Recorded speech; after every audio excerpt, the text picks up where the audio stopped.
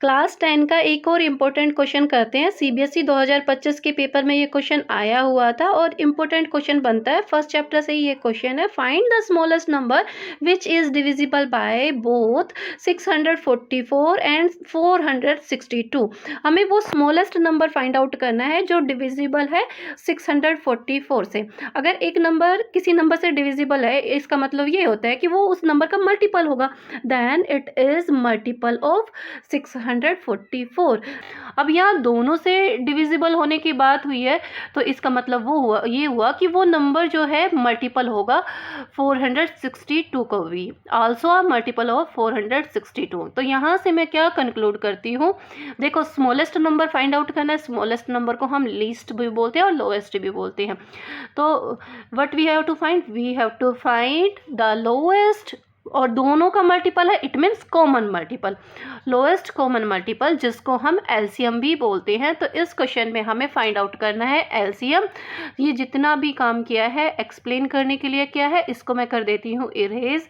जैसा कि मैंने आपको एक्सप्लेन ही कर दिया था, हमें एलसीएम फाइंड आउट करना है कौन कौन से नंबर का, 644 और 462 का।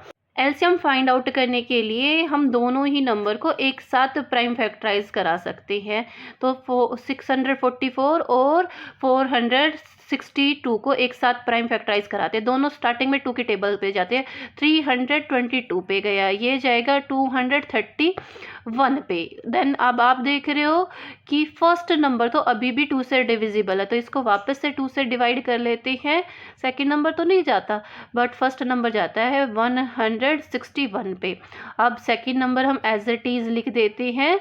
अब आप देखोगे कि ये दोनों ही नंबर 7 की टेबल में आते हैं। 7 से डिवाइड करते हैं तो 23 आता है, दूसरे नंबर को डिवाइड करते हैं तो 33 आता है। और 23 और 33 आपको पता ही है प्राइम नंबर है, ये फर्दर किसी से डिवाइड होंगे नहीं। प्राइम फैक्टराइजेशन हमारा कंप्लीट हो गया। प्राइम फैक्टराइज करने के बाद में हमारे पास क्या आ रहा है, 2 इंटू 2 इंटू 7 इंटू 23 इंटू 33। अब देखो 2 2 ज़ा 4 होता है और 4 को 7 से मल्टीप्लाई किया तो 28 यहाँ पे मेरे पास आ गया। 28 इंटू 23 इंटू 33। अब इनको सबको करोगे आप लोग मल्टीप्लाई करोगे तो 21,252 आएगा आपका फाइनल आंसर। चलो अनदर इम्पोर्टेंट क्वेश्चन करते हैं। सीबीएसई 2025 के पेपर में ये क्वेश्चन आया हुआ है। इस तरह के क्वेश्चन हमारे इम्पोर्टेंट ही होते हैं। फर्स्ट चैप्टर से है ये question. 2 numbers are in the ratio 4:5 and their HCF is 11। Find the LCM of these number. यहाँ पे हमें नंबर्स नहीं दिए गए, नंबर्स का रेशो दिया गया है कि दोनों नंबर जो है 4:5 में है और उनका एचसीएफ दिया है। हमें एलसीएम फाइंड आउट करना है। देखो जब भी नंबर्स होते हैं, जब हम नंबर्स को रिड्यूस करते रहते हैं, रिड्यूस करने के बाद ही हमारे पास क्या आता है, रेशो आता है ना नंबर्स का। तो हम यहाँ पे लिखेंगे as HCF is the highest common factor of these number. जो भी नंबर थे उनका हाईएस्ट कॉमन फैक्टर क्या होगा, HCF होगा। तो अब हमें नंबर्स निकालने हैं तो हम HCF से क्या करेंगे, रेशो को मल्टीप्लाई करेंगे। ठीक है, तो अभी यहाँ पे हम लिखेंगे then the numbers will be. तो नंबर्स क्या क्या होंगे, जो रेशो है, फर्स्ट रेशो है 4 को आप लोग 11 से मल्टीप्लाई कराओगे तो आप लोगों के पास फर्स्ट नंबर आ जाएगा। एंड सेकंड नंबर निकालने के लिए क्या करोगे, रेशो 5 है ना, तो हम 5 को 11 से मल्टीप्लाई कराएंगे। 4 को 11 से मल्टीप्लाई कराए तो 44 और 5 को 11 से मल्टीप्लाई कराएंगे तो 55। हमारे पास नंबर्स आ गए।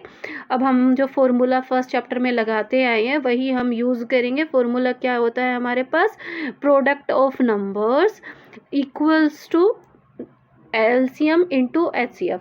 दो नंबर्स का प्रोडक्ट हमेशा इक्वल होता है एलसीएम और HCF के प्रोडक्ट के बराबर। नंबर्स हम लोगों ने फाइंड आउट किए थे, 44 इंटू 55 करेंगे, that is equal to LCM into में HCF आपको लोगों को क्वेश्चन में दे रखा है ना 11। अब हमारे पास लेफ्ट हैंड साइड में क्या है, 44 इंटू 55 है और हमें एलसीएम निकालना है। तो हम क्या करेंगे, एलसीएम के साथ जो ये 11 मल्टीप्लाई हो रहा है इसके ट्रांसपोजिंग कर लेते हैं लेफ्ट हैंड साइड। इधर आके ये डिवाइड करेगा और इनको करेंगे 11 से डिवाइड। 11 की टेबल से 11 1 जा 11, 11 5 जा 55 और 44 को आप लोग जब 5 से मल्टीप्लाई कराओगे तो आप लोगों का एलसीएम क्या आ जाएगा, 220 जो है एलसीएम आ जाता है। Kritika is here to say something. Say, Kritika, do like. Yes. Do like. Share. Subscribe my YouTube channel.